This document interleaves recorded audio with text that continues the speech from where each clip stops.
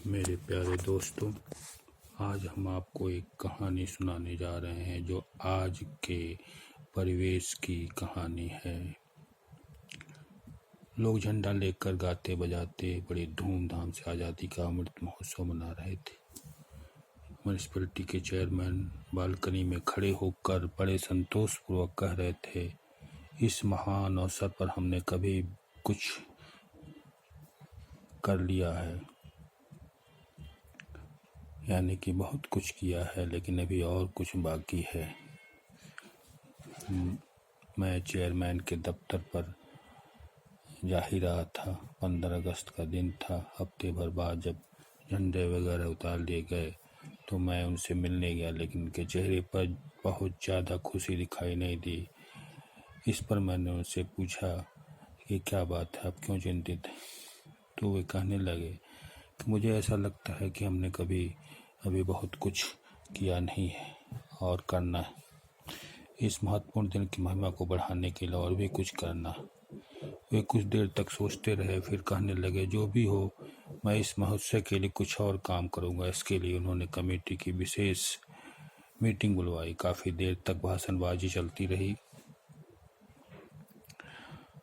उसके बाद सबने फैसला किया कि आज़ादी के इस अमृत महोत्सव पर शहर के सभी सड़कों और पार्कों का नाम बदलकर महापुरुषों के नाम पर रख दिया जाएगा। इस महत्वपूर्ण दिन की महिमा बढ़ाने के लिए काम ही जल्दी शुरू हो गए। सभी सड़कों और पार्कों का नाम बदल दिया गया, लेकिन 10 दिन में ही हालत और बिगड़ गया। नए नामों के कारण यह बताना मुश्किल हो गया कि कौन सी जगह कहाँ है। ईस्ट रोड, माल गोदाम road, Vinayak road, market road, green park आदि सभी नए नाम रख दिए गए। इनके स्थान पर कितने लोगों को यही नहीं समझ में आता था कि वो कहाँ जा रहे हैं। नए नाम लोगों की परेशानियां और भी बढ़ा दी। 2-4 जगहों के एक ही नाम रख दिए गए थे, वो भी सभी मंत्रियों और उप मंत्रियों के नाम पर थे। इससे लोगों के सामने एक नई परेशानी शुरू हो गई। चिट्ठियां जहां पहुंचनी चाहिए वहां ना पहुंचकर पता नहीं कहां कहां पहुंच जाती थी। लोग और भी परेशान होने लगे। लेकिन चेयरमैन साहब बहुत खुश थे, क्योंकि इसी बहाने उनको करोड़ों का बजट मिल गया था।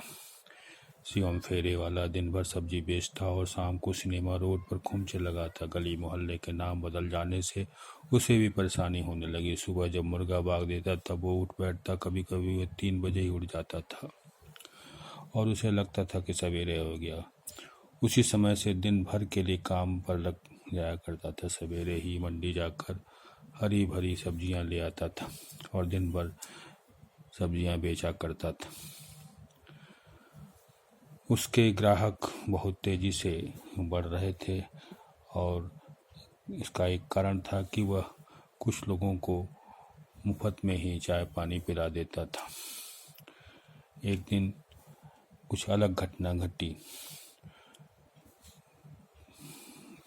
एक 12 साल का लड़का उसके पास आया और भूख से छटपटा रहा था। उसने बिना पैसे दिए ही कुछ खा लिया, तो उस पर वो कुछ भी नहीं बोला और बच्चे को खाना खिला दिया।